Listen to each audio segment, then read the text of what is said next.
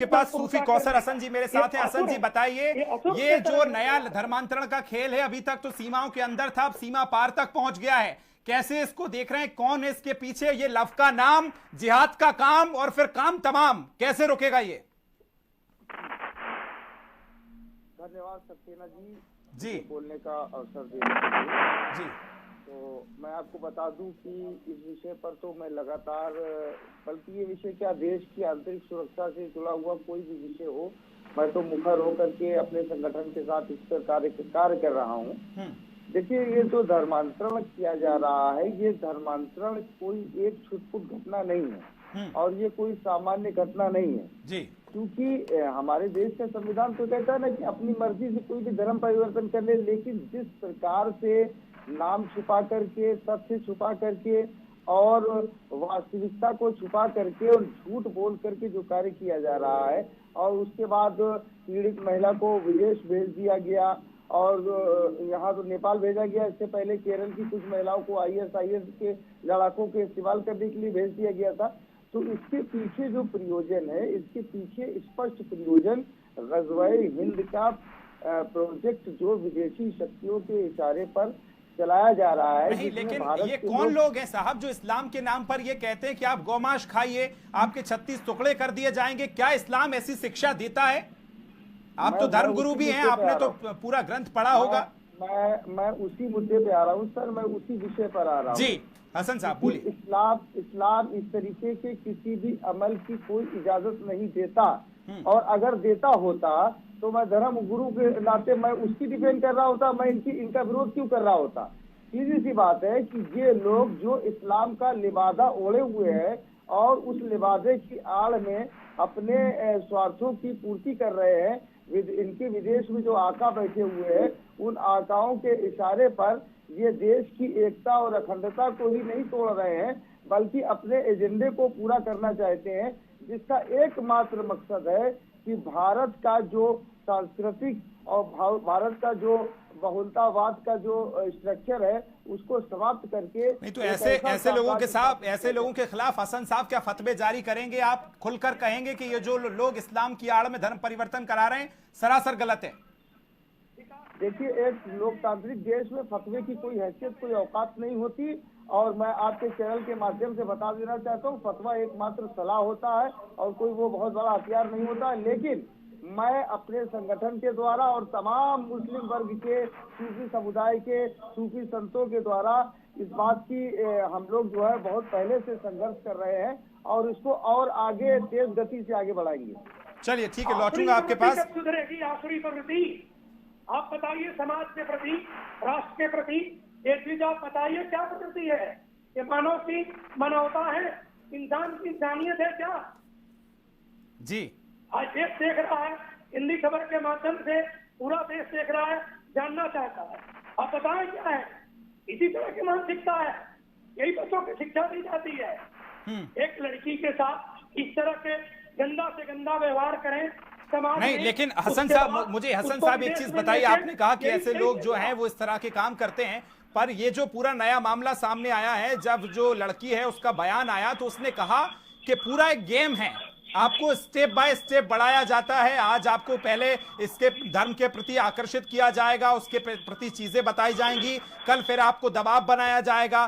सिर्फ वही व्यक्ति नहीं जिसने धर्म छुपाया है, बल्कि वो लोग फिर उस लड़की को वहां ले जाते हैं जो धर्मगुरु हैं, जो उनको शिक्षा देते हैं कि आपको ऐसे ऐसे करना है। तो मतलब स्पष्ट है हसन साहब, क्या आप ये मानते हैं कि ये पूरा गिरोह है, कोई अकेला व्यक्तिगत नहीं हो रहा है?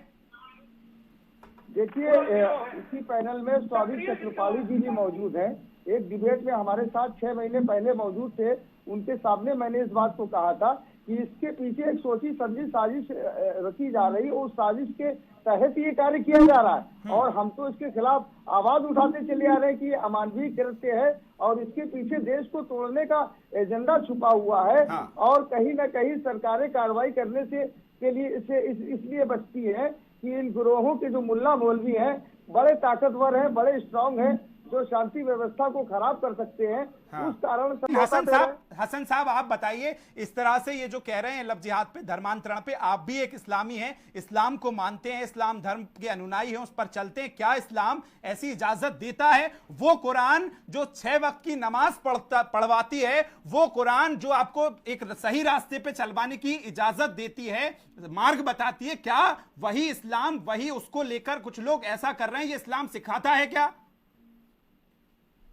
देखिए, ये हरगिज इस्लाम की तालीम नहीं है कि जिस तरीके से ये कार्य कर रहे हैं, ये काम कर रहे हैं कि किसी भी किसी की बेटी के साथ इस तरीके से पहचान छुपा करके और तथ्यों को छुपा करके उसको बरगला करके फुसला करके उसका धर्म परिवर्तन कराए।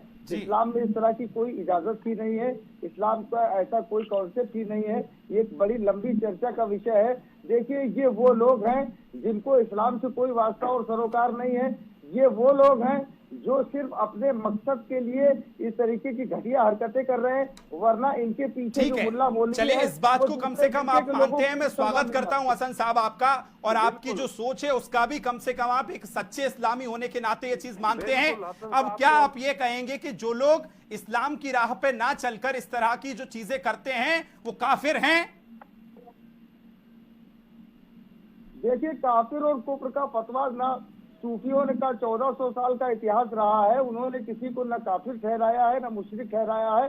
काफिर और मुशरिक ठहराने का काम ये मौलवियों का है, ये बांटने वाले लोगों का है।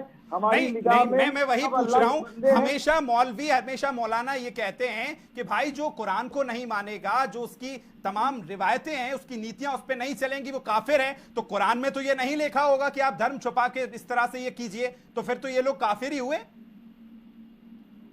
देखिए, ये तो बात को घुमा फिरा करके कहना ना तो मेरी आदत है। शैतान लोग हैं सक्सेना जी, ऐसे लोग शैतानों की श्रेणी में आएंगे। ऐसे लोग इंसान नहीं, शैतान लोग कहलाएंगे, और शैतान है और उनका स्थान जहन्नुम है। वैसे लोग जहन्नुम में जाते हैं जो दो नाम बदल करके बच्चियों के साथ धोखा देते हैं, लोगों के साथ धोखा देते हैं, धर्मांतरण को बढ़ावा देते हैं, जानबूझ करके जिहाद करते हैं। ऐसे लोगों का स्थान जो है नरक है, ऐसे लोगों को जहन्नुम में स्थान मिलता है। तो ये लोग शैतान है, वो इंसान नहीं है। मैं तो कौसर साहब को धन्यवाद दूंगा, बहुत स्पष्ट रूप से उनकी निंदा करते हैं, लेकिन हमारे जबलीर साहब कभी भी मैं गलत लोगों का हसन साहब जवाब दीजिए जो अभी चक्रपाणी महाराज जी ने सवाल किया उसका। जी, मैं सवाल सुन नहीं पाया था, कृपया एक बार दोहरा दें। महाराज जी ये कह रहे हैं कि जो अगर इस्लाम की आड़ में ये सब कर रहा है इस्लाम का नाम लेकर, तो आप भी एक इस्लामी हैं, इस्लाम धर्म का प्रतिनिधित्व करते हैं। बतौर प्रतिनिधित्व करता आपका क्या कर्तव्य, क्या कहेंगे ऐसे लोगों को जो जिहादी मानसिकता रखते हैं और उसको आगे फैला रहे हैं? देखिए, ये जो पिछले 15, 20, 25 सालों से जिस प्रकार से, बल्कि 1990 के बाद से जिस प्रकार से एक सोची समझी रणनीति के तहत देश को विखंडित करने की सोच के तहत इस्लाम के नाम पर गैर इस्लामी काम किए जा रहे हैं, इसकी संपूर्ण मुस्लिम समाज को मुखालफत करनी चाहिए। और जो लोग कर रहे हैं, या अगर आप मुखालफत नहीं कर सकते हैं तो जो लोग मुखालफत कर रहे हैं कम से कम उनका समर्थन करना चाहिए। और हम लोग तो लगातार इस बारे में आवाज उठाते चले आ रहे हैं कि साहब ये सामान्य घटना नहीं है, सामान्य घटना नहीं है, सामान्य घटना नहीं है। ये एक प्लानिंग है, एक षड्यंत्र है, एक साजिश है जो बार बार कई चीजों के साथ खुलासा पर सामने आती रहती है। तो मैं तो ऐसे मतलब जो है एक इस्लाम के, मैं धर्मगुरु नहीं मानता हूँ, मैं तो एक इस्लाम का एक आम मानने वाला हूँ। मैं एक आम मुसलमान की हैसियत से इस हिंदुस्तान के तमाम मुसलमानों से अपील करना चाहता हूँ कि बराए करम आप लोग जो है शांति और सौहार्द के साथ, प्यार मोहब्बत के साथ एक दूसरे के साथ रहें।